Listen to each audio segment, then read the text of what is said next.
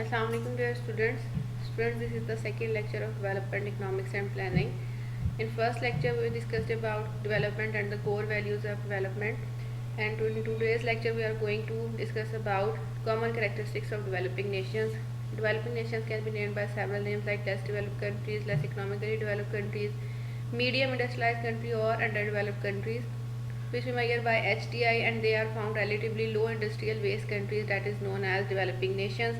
Another most common definition of developing nation that we measure it by per capita income.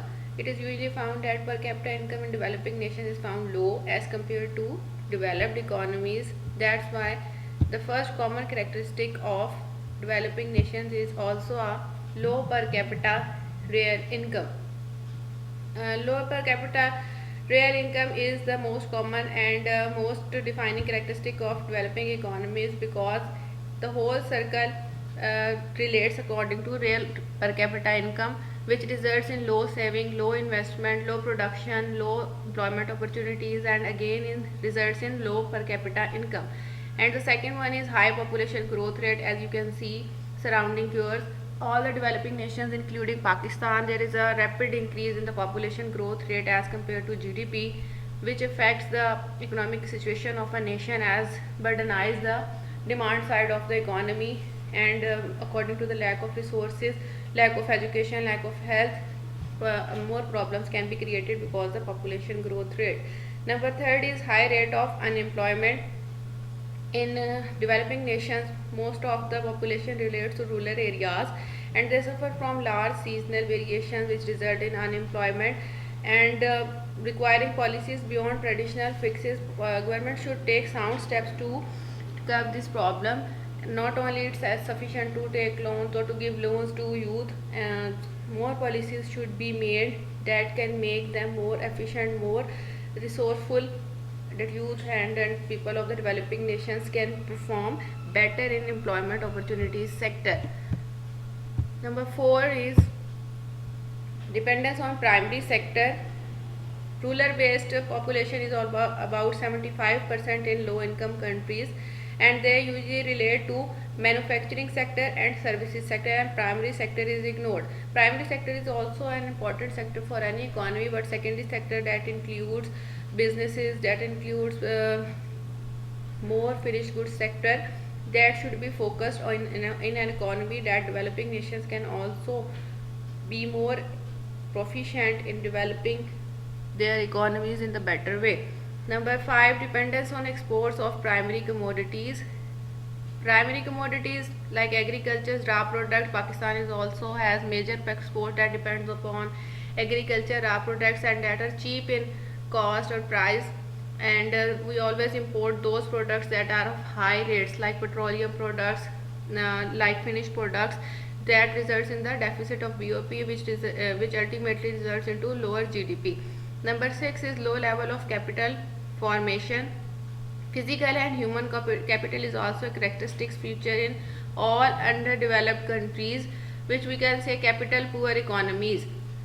Capital deficiency and low amount of capital per head of population, that is not sufficient for the population to perform on the efficiency and proficiency level.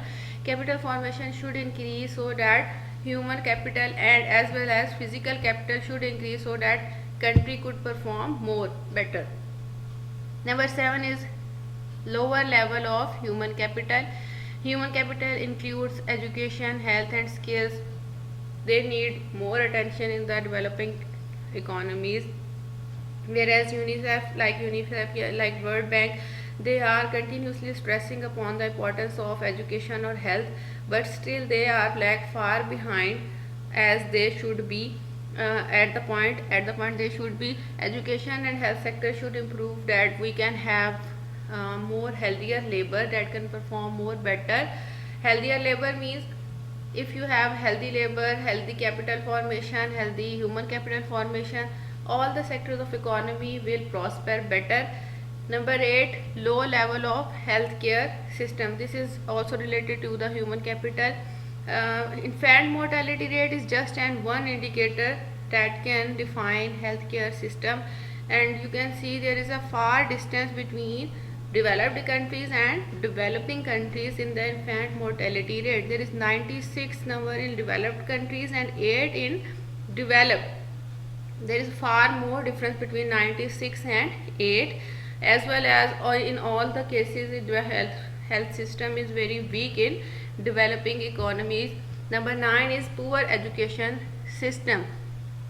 Pakistan as well as all the developing economies are still lagging far behind poor education between the education system.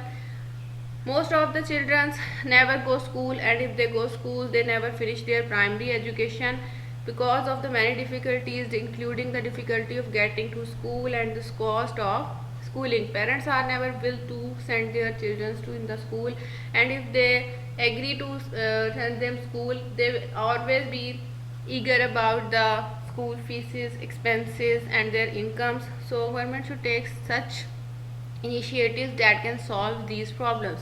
Income inequality, this is another most important and most common characteristic between all the developing economies, that is income inequality. 75% of population is suffering from income inequality in 1990s, and this is increasing day by day.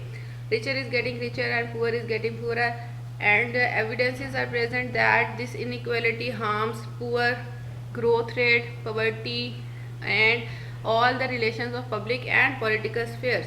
So income should be distributed equally so that people can perform on the optimum level and they can do as much as they should if they have resources. So government should take this in the consideration that income should be divided equally.